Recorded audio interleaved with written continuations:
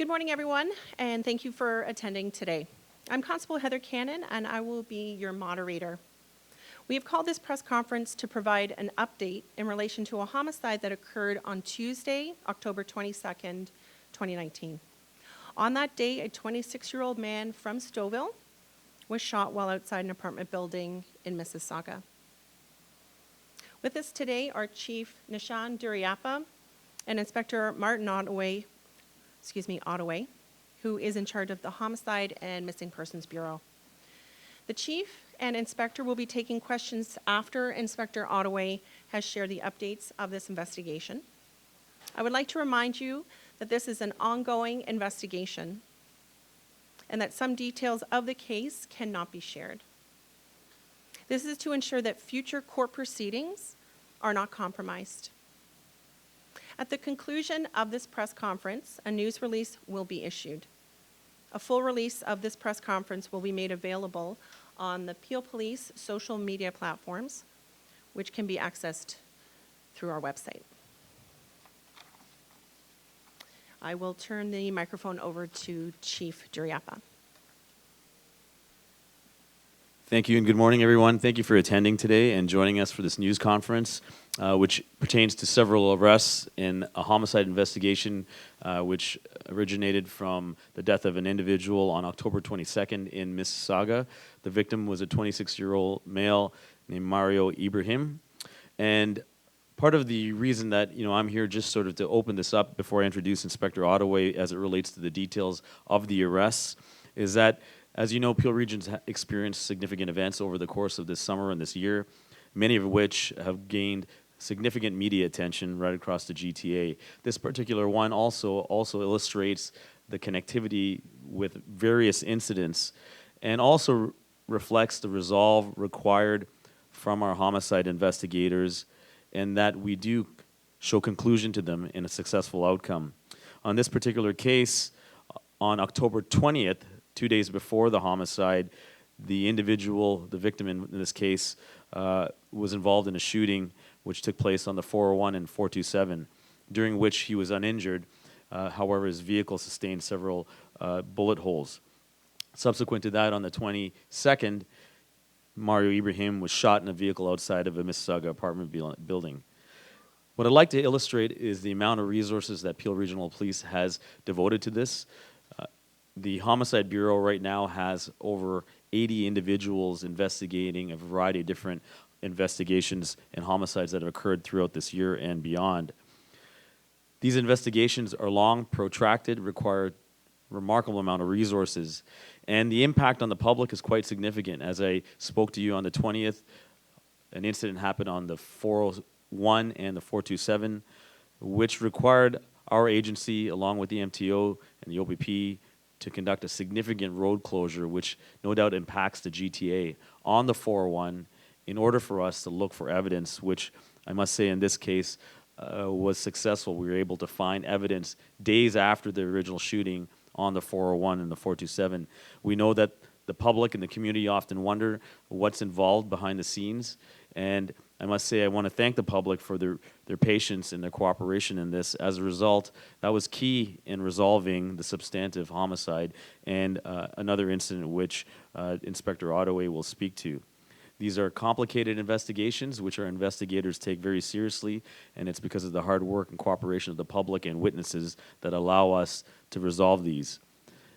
I will now pass the microphone to Inspector Ottaway and will be available later, as will Marty, as it pertains to any questions. Thank you, Chief. Good morning, everyone, and thanks for everyone coming today. Before I update everyone on the murder of Mario Ibrahim, I wanted to provide a quick update on the homicide which took place in Brampton yesterday. I know we've been receiving numerous calls for further information. Yesterday at 2:09 p.m., police received a call to attend a residence on Bighorn Crescent in Brampton in regards to a medical call. Upon arrival, a 35-year-old man was located deceased within the residence. A further search of the residence by police resulted in them locating a 27-year-old woman who was also deceased. It has been determined that she was the victim of a homicide. The investigation is ongoing. However, I can advise that the investigation to date has determined that the male deceased in this matter had murdered the female victim and then took his own life. I can confirm that the two parties had been in an intimate relationship in the past. The female victim had been reported missing to the Toronto Police Service yesterday morning by a friend. That missing persons case was being investigated at the time that this incident took place. There's no previous history with either Toronto Police or Peel Regional Police in regards to any domestic issues, and neither party is known to police. We will not be releasing the identities of either person at this time, as we are still in the process of notifying next of kin. At this time, I would like to provide an update into the shooting death of 26-year-old Mario Ibrahim.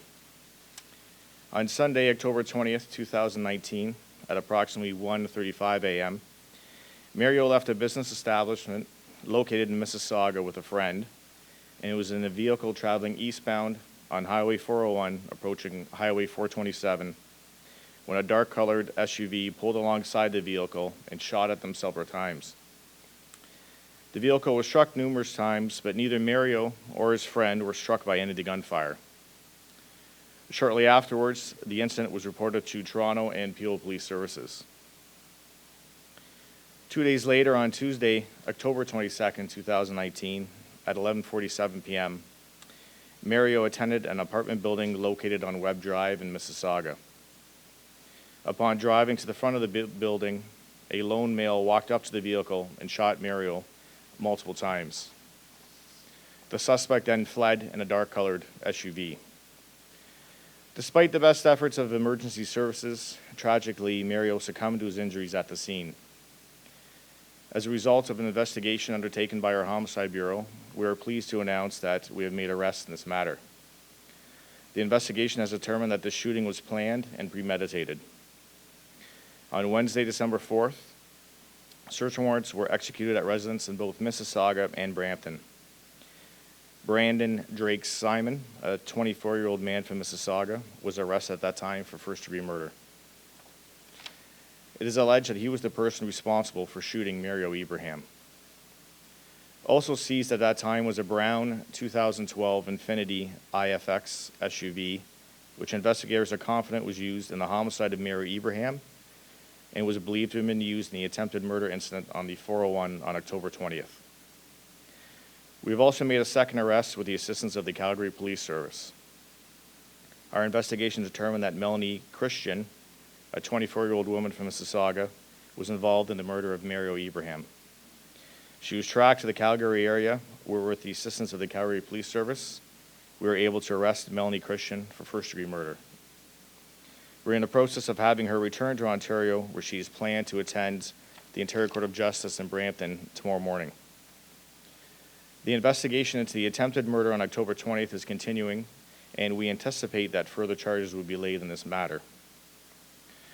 Through our homicide investigation into Brandon Drake Simon and his associates, we uncovered evidence of a robbery and shooting that took place on Wednesday, October 9th, 2019.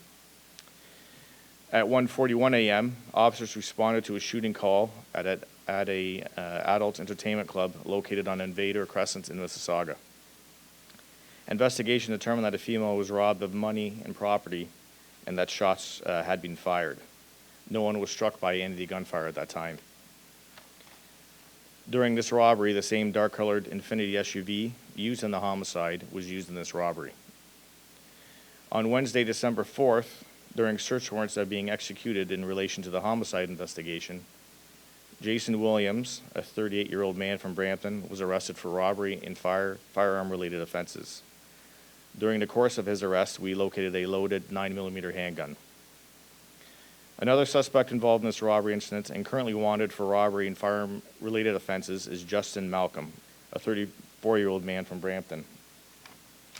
His picture is displayed here today.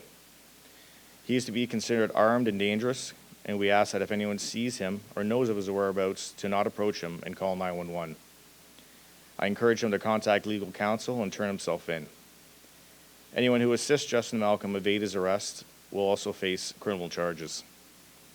As I stated, we're continuing our investigation into these matters, and I ask that anyone who has information into these shootings to contact the Homicide and Missing Persons Bureau at 905-453-2121, extension 3205, or through Crime Stoppers at 1-800-222-TIPS, or online at www.peelcrimestoppers.ca. And with that, I'll now take some of your questions. I was at the homicide scene back in October. It appeared to me as though this guy was that dealer to do with belief and with the woman consent with all that murder. What I can say is that this was a planned and premeditated murder. He was shot shortly after arriving, and as far as Melanie Christian's involvement, I can't get into specifics of what actions she took, but she was definitely a party to the offense. Is there anything you can say about I won't be able to get into the motive, but what I can advise is this was due to ongoing criminality. Not gang involvement, but just other criminality that that was involved with the people involved in this incident. So. Can we speak a little bit about the one last night, the domestic? Yes. How many domestics, if you can speak in general about domestics here in the Peel region this year, it's been quite alarming, the number of domestics, especially when you talk about intimate partner domestics. Can you speak to this case and in general, the community this year? I can advise that this year we've had 13 domestic homicides. And when I say domestic homicides, I mean familial, so it's not all intimate partner homicides. Any one of them are troubling, as you've mentioned. As for a current reason or trend, I don't have an answer for you for that, other than we treat them very seriously, and they're all investigated thoroughly. You said in this case, just can you repeat what the circumstances were as far as yesterday morning, they called up the man about a missing woman, and then the history, if you knew of any, and if there wasn't, what is the message to your own company? Well, there is no history domestically with either Toronto Police Service or the Peel Regional Police Service. We have no documented occurrences with either one of them, and neither are known to the police. So this is the first we became aware of, obviously, issues between them. And I think my message to women, or for that matter, any family member that's involved in domestic issues, is there is help out there for them, and to use those resources, contact police, contact other family and friends, and have them contact us and let us take care of them. And of the 13 femicides this year, right, in the Peel region, how many in total have you had? We- In the Peel region, murders, how many murders have you had? We've had 27 murders this year. So almost half of those have been domestics. That's correct. Do you remember a year when you've seen that? I don't have the exact statistics in front of me, but unfortunately, tragically, usually it's around the same number of homicides that are domestically involved. What can you tell us again about the victim in this case? What were the circumstances yesterday that police become aware she was missing? It was a friend that reported her missing to the Toronto Police Service. At that time, the Toronto Police Service, in conjunction with our police service, who assisted to try to locate where she was and conduct a regular missing persons case. And it was through a subsequent call that caused us to attend the residence on Bighorn Crescent, where we located the scene that we did. Sorry, just to answer your question first. So, How did she make her way to that home? Was she abducted and brought there, or did she go there? that's still part of our investigation. We don't have any evidence that there was an abduction. However, we also don't have answers as to how she ended up at that house. As you can imagine, this is something the Homicide Bureau had taken over as of yesterday afternoon, so we're still very early on in the investigation. I do not believe, based on what I know right now, that they were still involved in a intimate relationship, but they had been in the past. You have to agree with all those saying that domestic related cases like this is one of the number one cases that your officers are responding to. What kind of, as you saw the numbers increase during this year, what kind of steps has PL taken to specifically look at domestic violence in this region?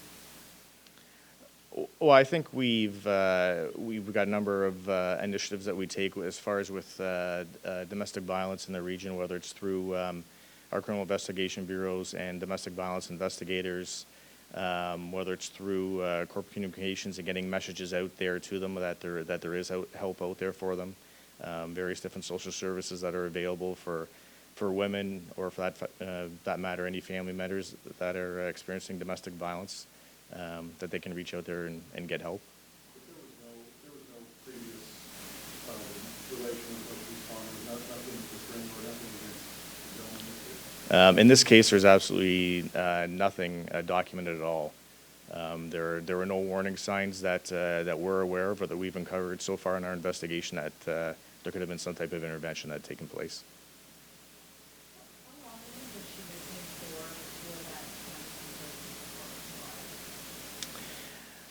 that I don't have the exact timeline of, I know when it was reported to Toronto Police, and that's when we became aware at the same time. But as for how long she was missing before that, I don't have that answer right now. I won't be able to get into that specific question for you.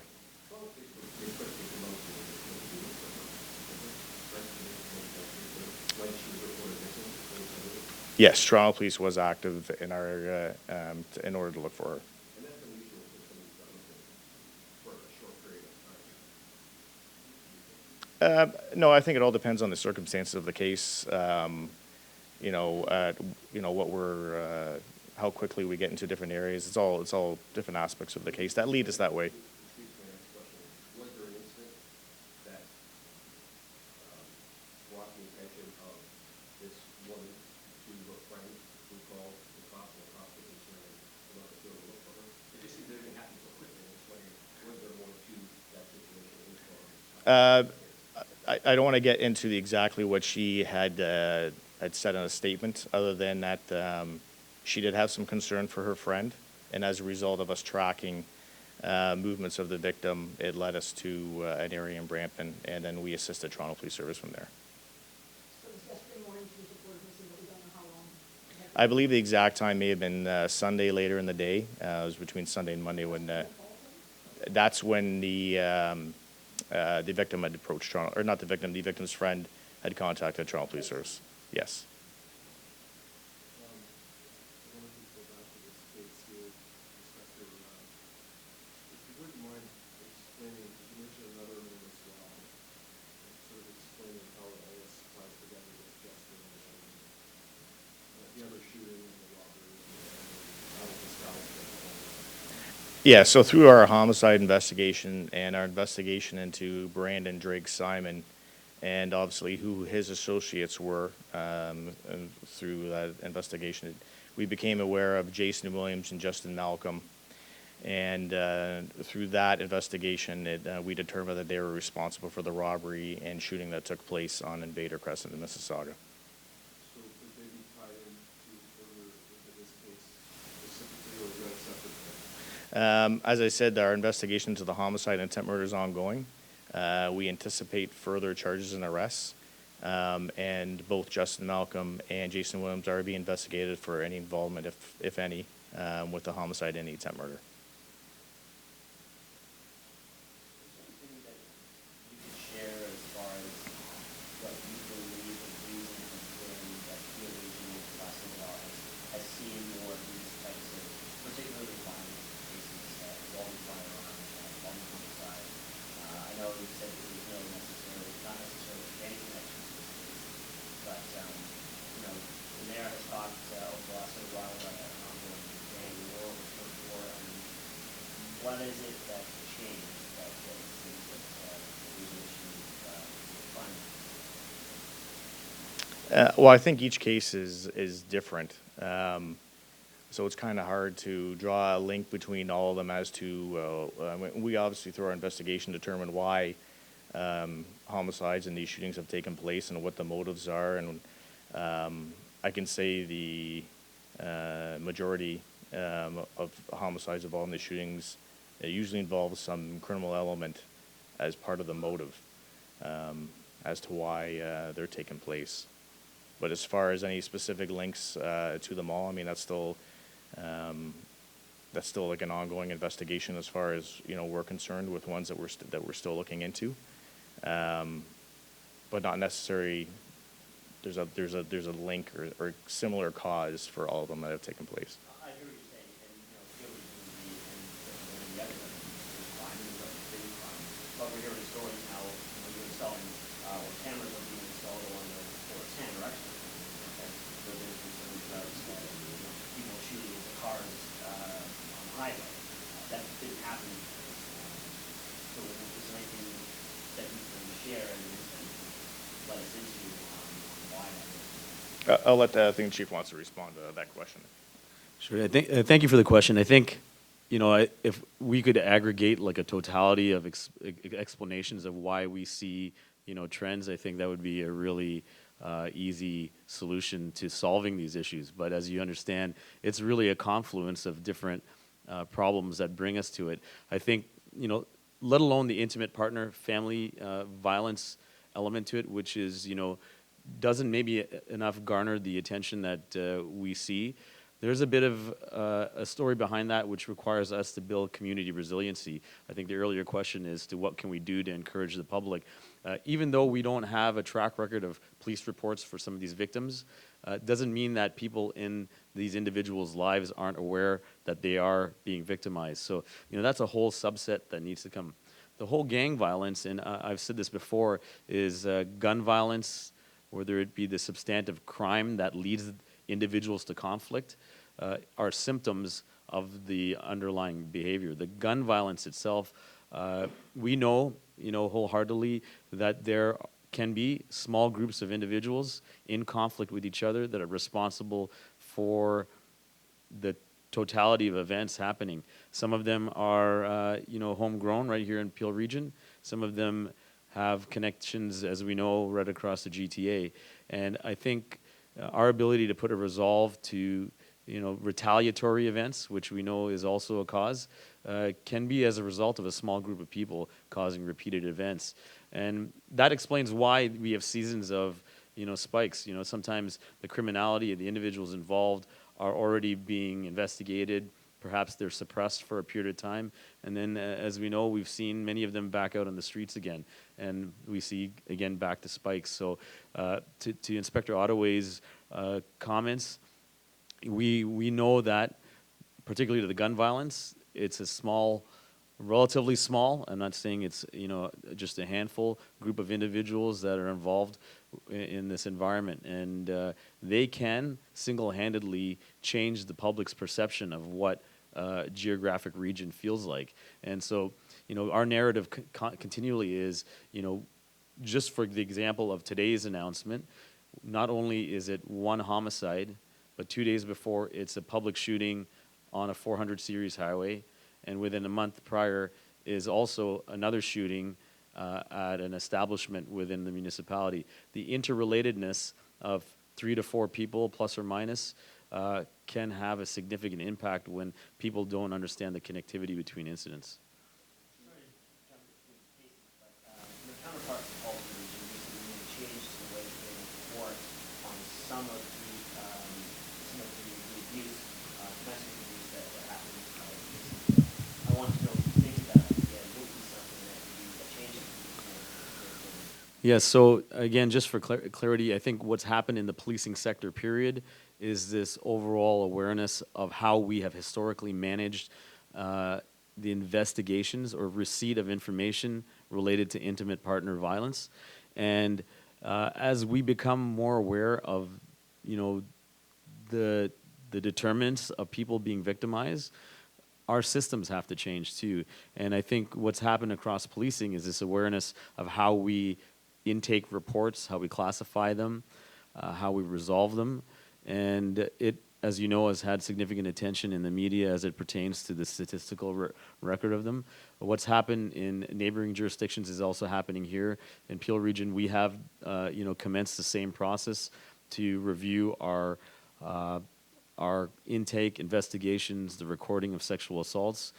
We have commenced a sexual assault advisory committee, just as other municipalities have done. I think what you'll see, and as you'll see, the Canadian Association of Chiefs of Police have also come out with best practices this week, which I can say without a doubt, I'd be surprised if there's no chief or police organization in Canada that isn't considering, or if not already commenced that work. So I think many of them just have different timelines of where they are in the sequence of events. So that is a significant thing to be done. Also, there's our region, 1.5 million, I can say is probably one of the most diverse in this country. The unique nature of how domestic violence is seen in different communities, cultures, is also an added nuance that we are quite focused with. We are, also ensuring that there's programming into different communities that is ethnocultural specific, and many of our materials that help individuals that might be in situations where they may be victims is also, our medium is to try to find new opportunities that are, language barrier free, that are delivered from people in the community. And it's a narrative that knows no boundaries. We know that firsthand. So, every effort from Peel Regional Police to enhance our service delivery in order to mitigate risk for intimate partner or familial-based violence is number one for us. And, you can see there are two different streams. We have, guns and gangs investigations result in homicides, and then we have victim-based, intimate partner, familial risks that we also have to mitigate that also, unfortunately, in circumstances like last night, result in homicides as well. What's your message to women or anybody that might be going through a relationship where they're experiencing some kind of violence or feeling threatened in some way, like what the police response would be or what would be done? Sure. I think the important message to anybody who's in an environment where they are victim or they feel threatened is that things have changed. Policing has changed in our ability and responsiveness to be intuitive and be considerate of our role, not just from an enforcement standpoint, but being able to create an environment for somebody to come forward and feel like they can break a cycle of victimization. And our awareness to that is that it doesn't just come from us. You'll see a lot of our initiatives are multi-sector collaborative with not-for-profits, not just shelter-based, but hospitals. Almost every social service victim-based organization or not-for-profit agency has a mechanism to assist individuals as a navigator through the systems, so that if there's an apprehension of calling the police because of what that might involve, we encourage people to seek a variety of different other agencies within the community to help open the door just to the discussion point. I think the number one point is speak to somebody, let those around you know, and ask for a phone number to call. And it doesn't not necessarily need to start with us. You can walk into a medical professional, a hospital, a doctor, a counselor, somebody from a faith-based community if it's appropriate. However, there are a lot of gateways to seeking help, because once that door is open, there are a lot of mechanisms in place that will protect the victim in this process, and will also often lead to us being able to intervene where it's appropriate. Chief, it's a tricky one, but related to the domestics, one of the things that I noticed in my experience is that when you don't know the name of the victims and you are unable to report the name of the people that are charged, particularly in this case today, many people know it's early in the investigation, but through experience we find out we often don't realize if it's crossed over into the next one. The next crime of the day, kind of thing. And the same thing with recently with the video of the woman that was kicked to the street. You're unable to follow that case up because you don't know who the individual was charged. It doesn't mean that we're voyeurs over here on this side of the road.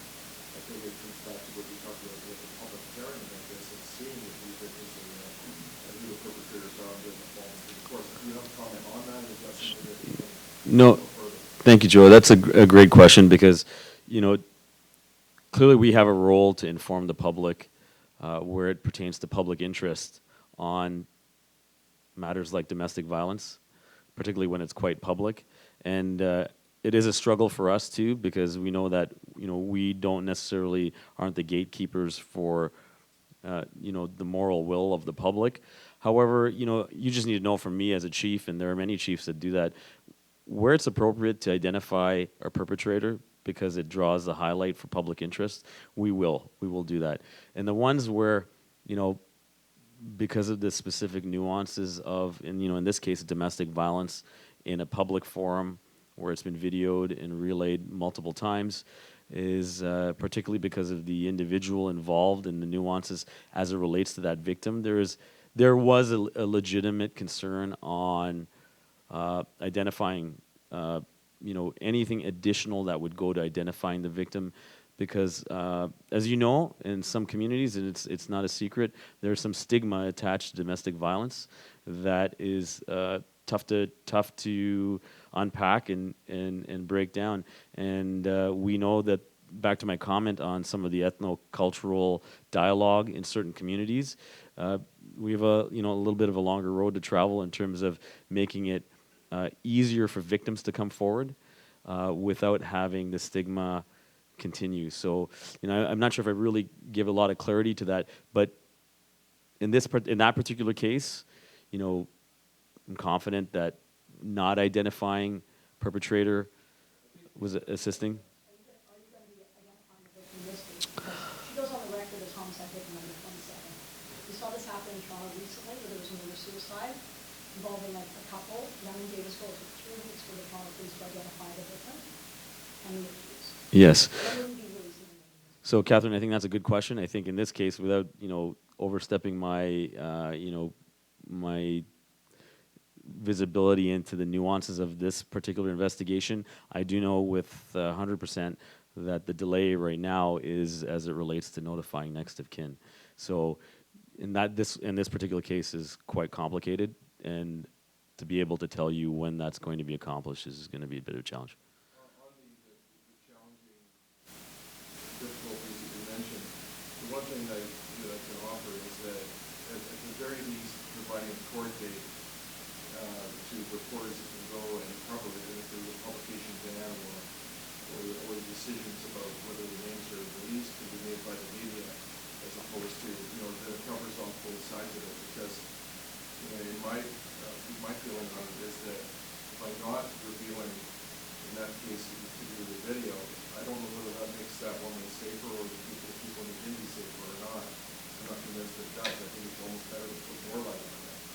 So that might be a suggestion to consider, that at least provide, you're not providing them because of your own concerns that you have as a police service, but that when you make the decision to cover it all up. No, that's a fair enough comment, and I think we'll absolutely consider that moving forward, Joe. I know we've chatted about this, to use that term. It's not a zero-sum game, really. We understand where there are benefits, and as I said initially, where there's public interest in identifying an individual for the greater good. I actually have no problem doing that. I'm just certain in this particular case it was done with the best interests of this particular victim in mind. Just have one more, real quickly, and the inspector may want to comment on this as well, but it was a very dark day here today.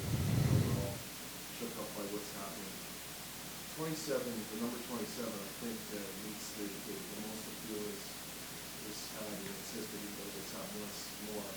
It must be very, very, especially 13 domestics, and especially in some of these cases, like some of these people are out on bail before the courts, and then it must be very frustrating for you. Well, I think from my personal perspective, yes, absolutely it is. I think one life, regardless of whether it was as a result of a history of intimate partner violence or a symptom of, crime, gang violence, gun violence, is just too much. I think, for a population this big, to see, particularly the gang violence is so blatant and open that it's tough for people to rationalize. The intimate partner one is at a scale which we all know is completely intolerable. The familial ones also, that it's quite often behind closed doors, not always. However, our focus now really has to be not just frustration, but finding other opportunities to mitigate the risk before we get there. And I just use this circumstance, whether it be an individual involved in gun violence or somebody involved with intimate partner or family violence. I know without a doubt, it might not be us as the police, but somebody along the health system, the education system, perhaps a neighbor, family, medical practitioner has had an opportunity to have line of sight to the environment that led ultimately or resulted ultimately in the outcome. And I think the ability to turn the narrative to where we can do things across sectors that's more open, so we're not all just staying in our own lanes, is really how, you know, if I were to look ahead, Joe, to see what the next X amount of years would look like for this region or any region, is where we're going to see the impact. Us responding post-fact to the investigations is necessary. That's what we're the professionals at. That's what Inspector Ottaway's team's the professionals at. However, it's not what's going to make the dent in year over year. And it's got to come from a different lens. I'm convinced that that's the case. I'd love to speak to you at length regarding that, but that's my response to the frustration. You know, you can't be just, we got to do our thing. That's what the public expects us to do. But the big picture is us along other people.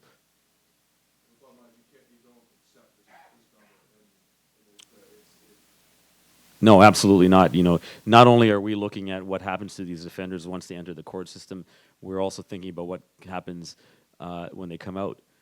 That said, there's a whole nother stream of how do these victims become in a position of risk, which is the other area we can invest in and moving forward.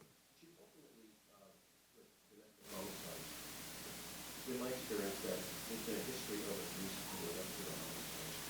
And somebody ultimately knows that there had been abuse in the past. Would you agree with that? And what would your thoughts or comments be to people who are aware that their neighbor or their sister or somebody is being abused? Because my experience has been it's led to homicide more often than it should. You know, statistically, I can't speak to how many times people have had preceding incidents leading up to it, but without a doubt, there is an environment of risk that has observable factors, whether it be to your family, to children, neighbors, spouses, partners, business, colleagues, doctors, health professionals, teachers. Everybody sees the environment that has those indicators that eventually, you know, we know that, you know, there's cycles of violence, there's lots of studies on it, and sometimes it's quite suppressed. You know, we know a lot of people that are quite often surprised to hear that an individual is succumbed or become victim to domestic violence, and there's no recipe to identify them. However, we do know that those risk factors can be, there are intervention points along the way, and I think allowing a victim to feel that there are opportunities, back to my earlier question, is what can we say to people that are in the environment, is to seek them. We might not be the initial people right away. We'd love it if people did call us, but there are more palatable options for people to find ways out, and other people need to see, say, and do something too if they. So we do thank you all for coming and for joining us on our live stream. The press conference has concluded. I do want to make you aware that we will be releasing a media release in relation to this homicide, as well as the homicide from last night as well. All right, so thank you.